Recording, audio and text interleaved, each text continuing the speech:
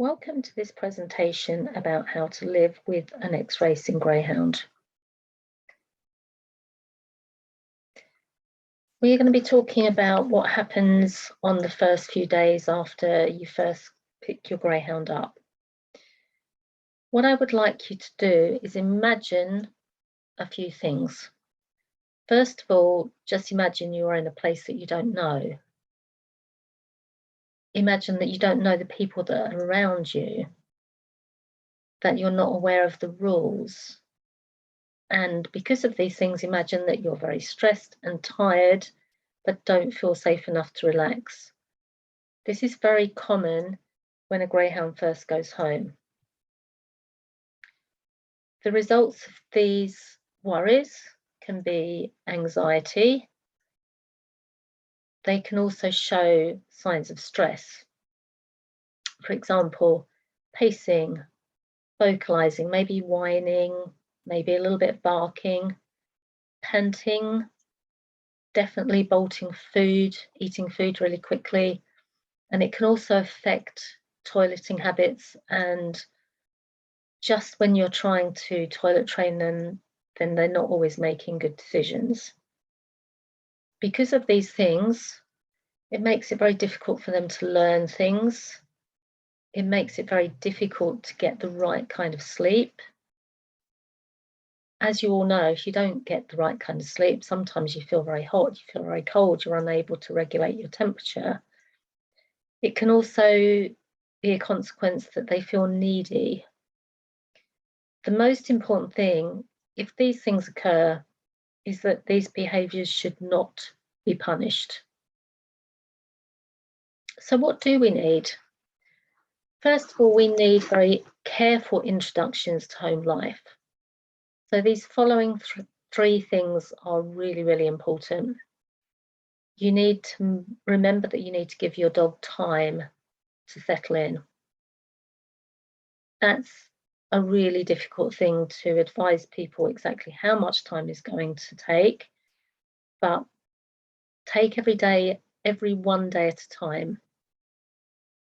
Make sure you have a lot of patience with your greyhound, because they are living in what amounts to them to be an alien world. If you think of it in that way, then it's easier to have a little bit of empathy with things that they do, which may not necessarily be what you expect them to do. As much as we would all like a dog to settle immediately, this is not necessarily going to happen. We've already talked about some of the reasons why rehoming may not always be straightforward. The most important thing to remember is that a greyhound that's been born into racing has had a really different life. It's been very institutionalized life. They're surrounded by other greyhounds 24 hours a day, 7 days a week. They're not exposed to the kind of things that perhaps puppies would be when they go into a new home. They're often in kennels, so they can't see, meet, greet other greyhounds as perhaps other dogs would. And it's in no way is it like living in a home, and living with another greyhound in a kennel is not the same as living in a home situation with another dog for company. So all of these things can be actually quite scary. The few things that come up regularly when greyhounds first go home is that people kind of think of them as ordinary dogs. And yes, they are dogs, of course they're dogs. But we need to establish a few facts before we make huge mistakes, which makes them become even more anxious. When they're in kennels, they don't get a lot of exercise, mainly because they don't have a lot of stamina. So if they have to run around a track, they don't want to be exhausted before they race in the evenings or during the day. They can see for miles, and they're very aware of movement, which does mean that they're very different to many other breeds of dogs. They may suffer perhaps from hypermobility. because they're dogs that run very, very fast and they're bred for speed, then this sometimes happens that their joints are hypermobile, which can sometimes, when they walk on different surfaces they haven't experienced before, they can feel very unsafe. So firstly, when you first go home with your greyhound, short walks are very good. Initially, muzzles are used in the early days because they help them stay safe and they prevent difficult situations happening, such as if you're out and about and you see, which you will do, lots of different small dogs, which often will come up to your greyhound if they're not quite sure how to interact with small dogs, which they won't be, then this just keeps them safe. It keeps everybody safe. It keeps the dogs that are around them safe, and it also keeps your own dog safe. The kind of areas that you should be walking in to avoid these situations happening are quiet areas. We've already talked about the fact they don't need a lot of exercise. They certainly don't need a lot of exercise when they first come home because they're just trying to process the environment they've gone into. Quiet areas, perhaps wooded, different terrains, and just keep the exercise and the walks short. The other thing that sometimes people have problems with are house training. First and foremost, remember that in kennels, greyhounds don't have access to gardens, and they're not necessarily going to initially understand that they need to go out into the garden in order to toilet. When they're in kennels, they're more used to jumping off their beds and peeing on the concrete. They are taken out, obviously, for exercise, but that's only once a day. So it means that they learn to use the kennels as a toilet. But the more vigilant we are, the quicker they are to learn. In order to teach greyhound that he needs to go out and use the garden as a toilet, take him out frequently. Let him get used to the area. Let him sniff. This is especially important after he's eaten or been in the house for longer than an hour. Do go out with him. Don't just open the door and encourage him to go out, because you won't have any idea whether he's actually done anything. Neither will he feel very safe. If a dog doesn't feel very safe, he's unlikely to actually pee and poop in the garden. He's much more likely to come in and do it inside. Same goes for puppies, and puppies are very small as well. When you go into the garden, don't engage him with games and balls and things like that, because it can actually cause confusion. And it just makes it hard for him to learn that the garden is an area's toilet. The other thing that often people that have just rehomed greyhounds have thoughts about and difficulties with is around food. I think you probably already know, if you've got a greyhound, that they absolutely love food. But what they will never have experienced is the smell of cooking food. You know how it smells so good when you've got just getting your dinner ready? They're going to feel that they really want your food. A lot of people get very cross with their greyhounds when they come into the kitchen and hover around the kitchen and try and jump up at the worktops when they're preparing food. So make sure you feed your greyhound before you feed yourself. It's a very good idea to feed your greyhound at least twice a day when he goes home, so that he's not hungry. You know, it's really, really important he's not hungry. We all know how difficult it is to, you know, to spend your day when you're really hungry. You're not going to be thinking very clearly. So 2 meals a day at the very least is important. Don't get cross if he looks very interested in your food. Instead, if you're sitting down to eat, instead just offer him a chew so he's got something to eat as you eat your dinner. There's lots of good chews available. We're not talking about Dentasticks at this point, but there's lots of natural chews available from very many pet websites. Things like Pizzles, Tripe Sticks, deer tendons. There's all sorts of things that you can choose from. Just make sure it's something that he can chew on as you're eating your food. It is very likely that your greyhound has been fed with kibble or biscuits, a little bit like these in the picture.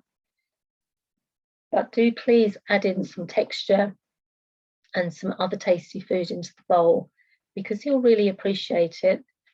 And, you know, it's just a nice thing to do for them. The other thing that often comes up when a greyhound has recently gone home is this issue of leaving him alone. The first few days is not a good time to leave your greyhound on his own. He's not going to feel very safe, which means that he will get very anxious. And what people often refer to as separation anxiety is not true separation anxiety, but it is anxiety and it is stress, and it's not good. So take some time off and keep him company. There are some myths, including shutting a dog in a room in order to get him used to being on his own. But please don't do this. All dogs ever want is to feel safe. Shutting a dog away alone in order to get him used to it will only create anxiety. Crates should not be used because they too often cause distress, and they're often too small for greyhounds, and it's really difficult sometimes for them to lay flat out. Your greyhound's not going to be able to sleep properly if he can't lay flat out. If you can, sleep with the greyhound, you know, go downstairs, spend some time with him downstairs, spend a few days downstairs with him, if you really feel that you can't sleep with him in your bedroom. But actually, if that's at all possible, it is a really good idea. Dogs are very, very social, and we've already talked about the fact that greyhounds in particular are surrounded by other dogs 24/7. It's not unusual for greyhounds when they first go home to be very worried downstairs on their own or in another area of the house. If you have problems with stairs, which does often occur, then generally what happens is they find it really relatively easy to get up the stairs, but find it very, very difficult to get down the stairs. So if your greyhound has come upstairs, the best thing really is to have a harness, and once the harness is on, you can grab a few little bits of food and just encourage him to take one step at a time so that he finds out how to use his big long legs and how to get down the stairs. This is one of those things, freezing is one of those things that comes up time and time again when greyhounds first go home. We've already talked a little bit about exercise. We've already said that walks should be quite short. We have to be careful not to overwhelm them by putting them into situations that are very busy. These are the kind of situations that lead to greyhounds not wanting to go out, or they get excited. You get all their things ready and they get very excited when they think they're going out for a walk, and you open the door and then they step out the door and they freeze. Freezing is part of fight, flight, freeze, which means that the greyhound has become very alarmed and they're frightened. So the problem is, once a greyhound is frozen, it's really, really, really hard to get them to move. And often the only way that you can get around that is to take them back in the house. A lot of people worry about this situation, and you know, actually, yes, you should be a bit worried, but only because you've possibly put the dog in a situation that he can't cope with. You've taken him or her on too many long walks. you've exposed them to busy situations, maybe lots and lots of cars, or places with lots and lots of people, or places with lots and lots of dogs, or very, very novel things, maybe beaches, or areas that there are lots of children. None of these things are good things to push them into in the first month when they first go home. And they create situations where your greyhound becomes unconfident, and then this leads to freezing. Instead of exposing them to situations, even if you feel that you should, please don't listen to everybody else, what they say. Stick to quiet areas, take some nice treats. Perhaps, like the greyhound, the picture, there might be places where the greyhounds can do a little bit of climbing and get to use their bodies a little bit. So things become pleasurable. They shouldn't be exciting, they should just become enjoyable. Having talked about this, what's a really good idea is to find a good greyhound walking group. In fact, the 3 greyhounds in this picture, one of which was mine, she'd only been home maybe a few weeks, and somebody I knew had also rehomed a greyhound, and there was a third one who was a greyhound that I'd done a home check for earlier that same month. So we used to meet up, and they used to have really nice walks together. So it wasn't an official greyhound walk, but it certainly was a really nice support group. But there are many groups, including greyhound walks, that walk in Essex, some areas of Suffolk and Hertfordshire, and they meet pretty much every week, and all the dogs are on lead, nobody's off lead, and it's a really big confidence boost and support for greyhounds themselves and for owners of newly rehomed greyhounds. So with all of this going on, you've got situations where your greyhound's learning how to live in the house, learning about his new life. It's really important that you don't think too much about training. Training really is just learning about your life and learning how to adapt to it. Please avoid greyhound training groups, ordinary training groups. Many trainers, and I am one of them, so I do understand this, don't understand that greyhounds, they just find it really hard to sit. They find it very hard to lay down. And while they're adjusting to their home life, it doesn't really matter whether they sit or they stand. You can teach a wait from a stand, which is what I do with pretty much all of the dogs that I ever work with anyway. And it just means that they're in a much better position to feel safer. They're not going to feel perhaps a bit suffocated if they're made to lay down or they're made to sit, which we've already said it's pretty difficult for them to sit. I know a lot of greyhounds do, but there's a lot of greyhounds that find it very, very hard to sit. So a lot of training that people do is actually unnecessary. And having said to you all that this is part of what I do, mostly what I do is I teach people to live with their dogs, and most of what I do when I work with greyhounds is just to teach them how to live with us. First and foremost, the most important thing is to keep your dog safe. So this is coming up to the last part of this module, and I'm going to advocate that greyhounds have enrichment. Many people haven't really heard of enrichment, or if they have, they think sometimes it's about kind of man-made toys, little boxes that open and shut, Kongs, things like that. But in actual fact, enrichment is so much more. It's about textures, walking on different textures. It's about discovering different things as they're moving around. So for instance, the two pictures show one of my greyhounds walking on different textures. Beside her is a ladder. In that particular area, sometimes I scatter some treats, so she'll walk into the ladder, up and down the ladder, looking for treats. I also have these big bits of insulation pipe, and I might scatter treats in there.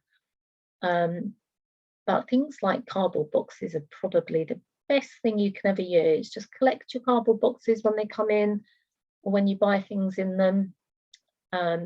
Keep them, put treats in them, find some bits of paper, wrap treats up in paper, perhaps go out when you're out walking, pick up feathers, rub some cloths on trees, you know, different scents. Really, you can do all sorts of things with just an ordinary cardboard box. And then what you do with the cardboard box is you put it in your front room, or you put it in your garden, and you let your greyhound just go through it, pull things out, find some really nice treats. Maybe there's a chew in there.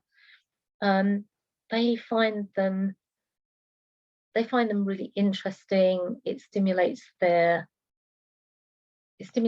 curiosity, and it is supplemental to basic needs, which there are a list there, but it's also a really good way of helping them to adjust to their new life. So this is the end of this part of the presentation.